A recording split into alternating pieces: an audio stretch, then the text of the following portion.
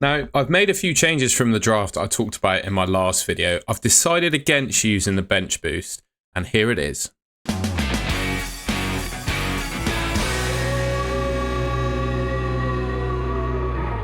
I've started all of my draft videos by talking about a couple of things, right? First up, we've got fixture difficulty. I think it's pretty important when playing FPL, particularly at the start, to pick players based on the quality of fixtures that they have to start the season, right?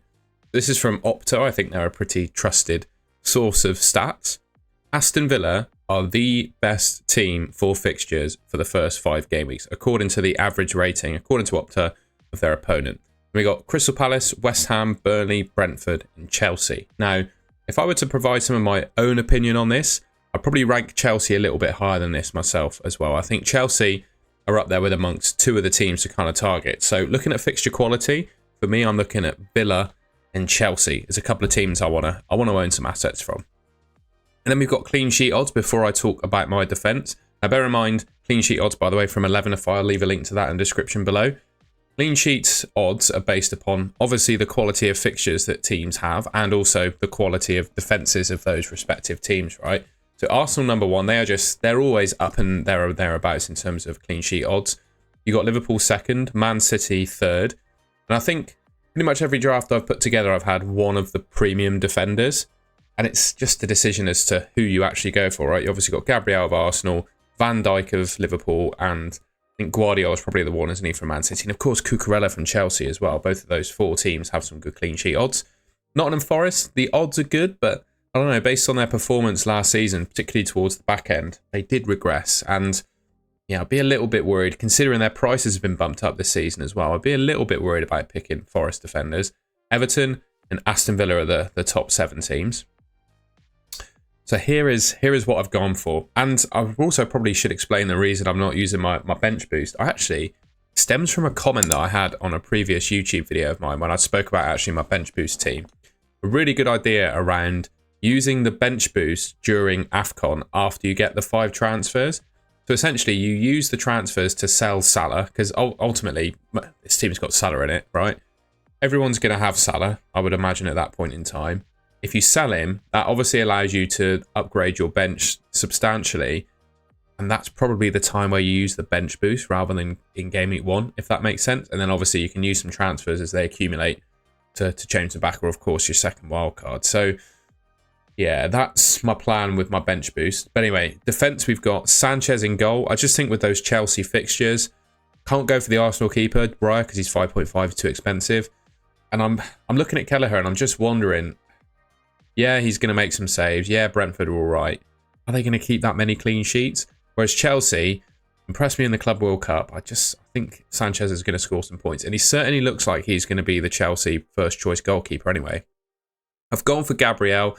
Like I said, there are other 6 million defender options, right? Van Dijk and Guardiola as well. Perfectly acceptable picks. I've just personally gone for Gabriel. De Kerper of Brighton. I've spoken about him on countless videos. I just think Estupinian's left. You look at his historic stats from previous clubs and how attacking he is. I think he's going to be a great option. And then Wan-Bissaka, I just look at all of the sort of 4.5 million defenders and where the value can be found. And I think Wan-Bissaka should provide good value. And particularly with that first fixture against Sunderland, you can bench him on weeks, so on the Chelsea game, for example, and replace him with Konsa. Gone for Konsa on my bench as well. I think, those Villa fixtures are too good. Probably wouldn't want to play him against Newcastle, so he's on my bench at the moment. But yeah, like I said, those Villa fixtures are pretty strong. Steve of Burnley. Burnley were really solid defensively in the Championship last season. I know that because you can't see it, but I'm a Bristol City fan. You'll see that when I go full screen. They were really solid defensively in the Championship last season. I think they're going to have to continue that mentality in the Premier League. I'm not saying they're going to keep a clean sheet every week in the Prem, but what they are going to do is sit back, try and defend. And I think that means lots of defensive contribution points for Steve. And yeah, I think he could be a kind of 4 points a game player. Trezor, he means nothing. He's a sort of a 4.5 million midfielder placeholder. I don't think I'll ever go that deep, really, on my bench. You see Darlow in there. Leeds have signed a new goalkeeper. I'm not thinking too deeply about my 4 million goalkeeper at the moment, right? I'm just waiting for the season to get a little bit closer to see if either Kinski is nailed or whatever. I'm sure one may emerge as the best, but yeah. In terms of defence, that's where I'm at so far. I also just wanted to say that all of the expected points data is powered by Fantasy Football Hub in this video.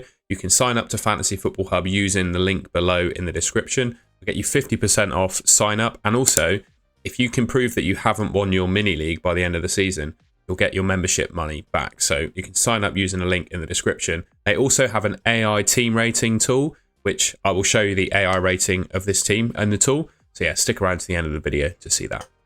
All right then, obviously, so similar to what I showed in terms of clean sheet odds, we've got projected goals. Again, this is a combination of the quality rating of teams' attacks and the quality of fixtures that they've got, right? So your top team for predicted goals is Man City, Liverpool in second, Chelsea in third, Spurs in fourth, Arsenal, Newcastle, Bournemouth and Villa. Those are your top sort of 8 teams in terms of predicted goals. You can see how other teams rank on that list as well. I won't go through that too deeply.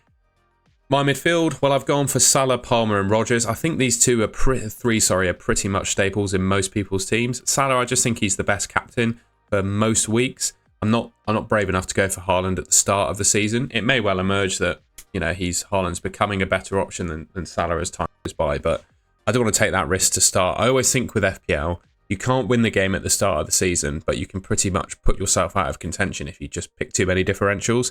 And for me, I think you've just got to start with Salah and play it safe.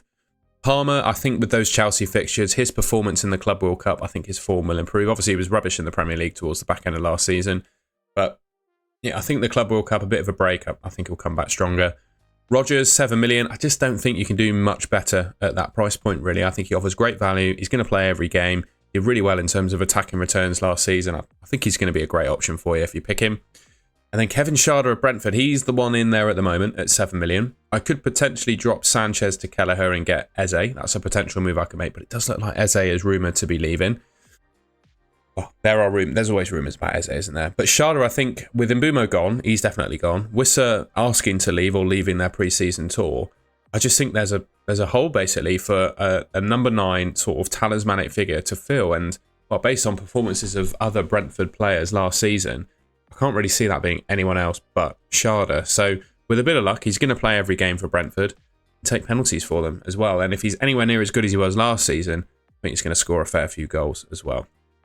Up front, Watkins, he does obviously carry a little bit of risk, the fact that he's heavily linked to Man United. There are obviously loads of potential striking options that are much cheaper. I do actually quite like Strand Larsen. You've got Evan Nilsson and Danny Welbeck as well. All respectable options, obviously, at a cheaper price point. Or if I really wanted, I could go 3-5-2 and go for a more expensive midfielder. Someone like Wirtz, for example, could go in there. Solanke and João Pedro. Solanke, I mean, he's just going to play every game for Spurs, isn't he? With Son, I think he's rumoured to be leaving to the MLS, so I think that opens the door for Solanke to be like the talisman, and I think he's going to take penalties. João Pedro, I'm not overly enamoured by him. I think for the first 4 or 5 game weeks, he's going to be all right, and that's really all I care about, to be honest with you. He is the most popular player in the game at the moment, though, and there's part of me that's just scared of not owning him because I think he's going to score some goals, and 7.5 million for the guy starting up front for Chelsea, I think is pretty good value. And finally, just to round off the video, I've got the total expected points, as you can see there, 58.9 for game week 1, and this team, according to Fantasy Football Hub, gets a 95% AI rating. You can use the link in the description below to sign up to Fantasy Football Hub or get your team rated by AI. There'll be 2 separate links, so I'll leave them in the description. Let me know if you can beat me on my AI rating with your team. And obviously, Salah's going to be my captain for game week 1. I don't think there's no real alternatives to Salah, is there? So yeah, get your team AI rated, link in the description below, sign up to Fantasy Football Hub, and let me know in the comments if there's any changes you'd make to this team. All right, well, that's the end of the video. I hope you enjoyed that, found it useful. If you did, please leave me a like rating. Like I said, let me know in the comments if you'd make any changes to this team. Subscribe to the Goal to Goal channel. Putting on my Bristol City scarf now. Subscribe to the Goal to Goal channel if you haven't already. Yeah, I think that's everything, isn't it? Thank you very much for watching, and I'll catch you in my next video.